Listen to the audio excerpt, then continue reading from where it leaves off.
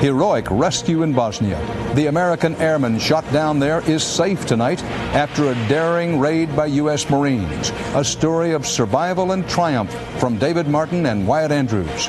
We'll talk live with the leader of the Bosnian Serbs, whose men shot down the pilot, Radovan Karadzic. And Mickey Mantle gets a life-saving transplant.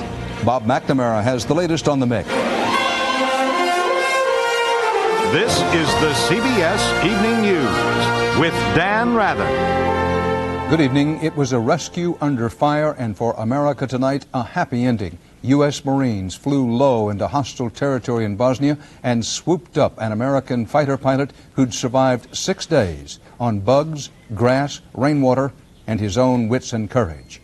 Correspondent David Martin has the story of a gutsy rescue. For Captain Scott O'Grady and everybody involved, it had been a roller coaster ride in the 6 days since his F-16 was shot down.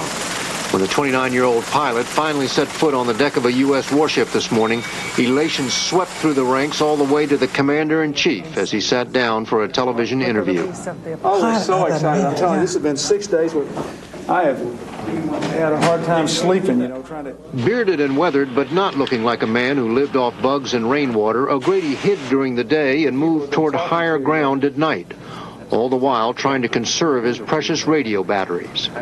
Just after 2 o'clock this morning Bosnia time, an American AC-130 gunship picked up a Morse code signal from Basher 5-2, O'Grady's call sign. By 3 o'clock, one of O'Grady's squadron buddies was overhead talking to him on the radio. O'Grady said his condition was good, but his radio was losing power and he needed to get out soon. Just before 6 a.m., 2 rescue helicopters carrying 40 Marines took off from the carrier Kearsarge, escorted by Cobra gunships and Harrier jets. Flying low, the helos crossed the beach at first light. All the valleys were sort of shrouded in clouds. That actually worked, I think, to our advantage because we could see the hilltops and they couldn't see us flying above the valleys. They made radio contact with O'Grady, and the lead helo dropped a smoke grenade to mark the landing zone on top of a wooded hill. To see him running through the brush, covered in sweat and water, with his pistol in his hand, making his way to the aircraft, it's not a scene that I'll soon forget. It was past midnight in Washington when National Security Advisor Tony Lake told the president, "Got him." They went out on the Truman balcony and lit up victory cigars. But O'Grady wasn't safe yet. Serb gunners spotted the helos and launched surface-to-air missiles. On the way out, we'd encountered the SAMs, we'd encountered a small arms fire, and everybody was pretty tense through that period.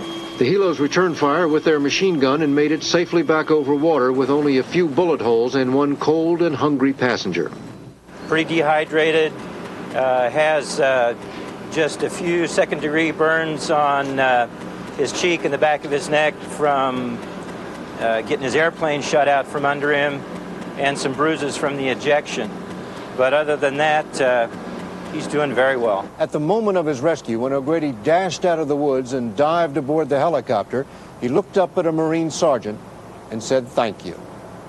David Martin, CBS News, the Pentagon. The rescue was a big morale booster for President Clinton and his aides, battered by criticism over the president's policy shifts about Bosnia. Mr. Clinton called the captain to congratulate him and called him, quote, "an inspiration to all of us."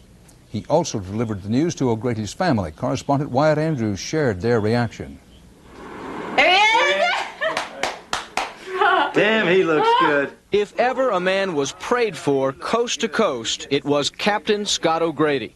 His safe landing was cause for family celebrations at the home of his father and siblings in Virginia. And I was just like, yeah, he's alive, we just started hugging each other and screaming and just going crazy. Stretching cross-country to his mother and stepfather in Seattle. They believed that he was down there and they were going to get him, and